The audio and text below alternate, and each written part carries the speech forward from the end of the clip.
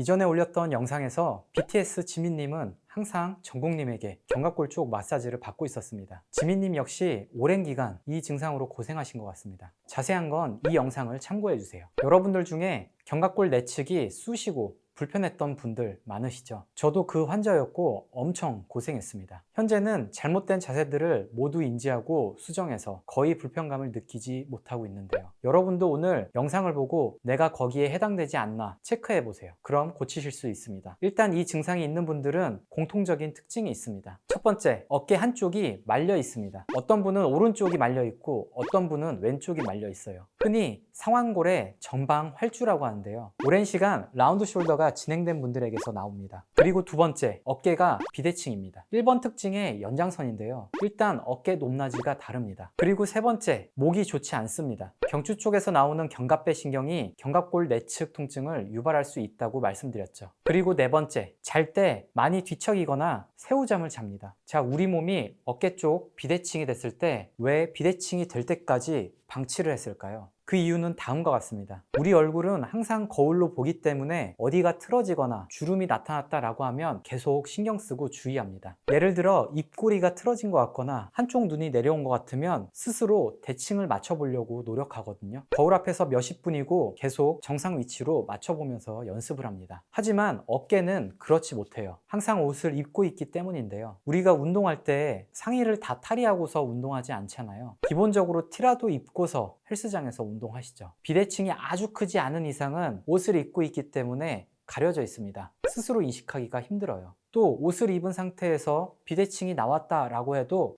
왜 그러지 하면서 그냥 몇 번 젖혀보고 이상하다 이렇게 넘어갑니다. 또 막연히 운동하다 보면 몸이 건강해지고 대칭으로 되지 않을까 하고 꾸준히 하시죠. 하지만 오히려 견갑골에 운동 장애가 나온 분들은 운동을 하시면 하실수록 비대칭이 심해질 수 있습니다. 견갑골 통증이 있는 분들 중에 비대칭이 있는 분, 혹시 틀어진 걸 인식해서 화장실에서 어깨나 등 근육들을 움직여가면서 맞춰본 적 있으신가요? 그다지 많지 않을 거라고 확신합니다. 그리고 만약 있으셨더라도 견갑을 어떻게 맞춰야 되는지 초반에는 느낌을 찾기도 어려워요. 너가 뭔데 그렇게 말하냐고요? 저는 이 통증을 고등학교 때부터 10년 넘게 갖고 있었습니다. 당연히 비대칭도 엄청 심했어요. 운동을 해도 점점 비대칭이 심해지니까 미치겠더라고요.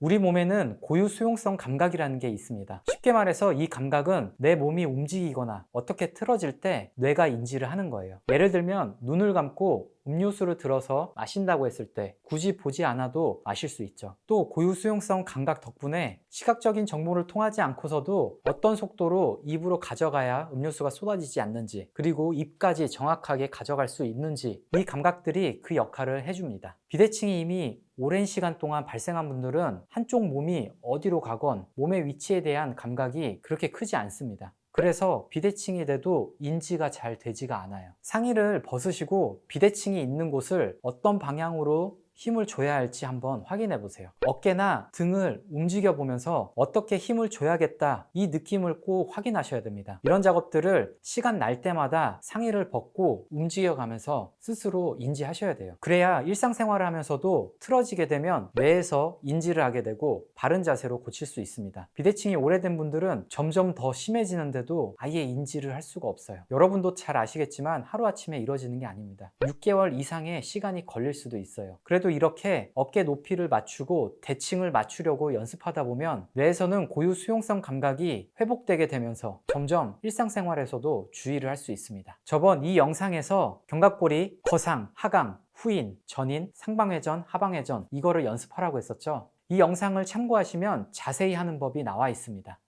날개뼈를 조여준다 라고도 하는데 이게 후인이에요. 손에 힘을 쓰기보다는 날개뼈 깊은 곳에 갈비뼈로 붙는 정거근을 사용해서 밀 거예요. 이게 전인입니다. 거상은 어깨를 최대한 으쓱 올리는 겁니다. 승모근을 으쓱했던 걸 최대한 펴준다 라고 하면 견갑골이 하강하는 겁니다. 팔을 그냥 자연스럽게 드세요. 끝까지. 그러면 자연스럽게 견갑골이 밖으로 상방회전이 일어납니다.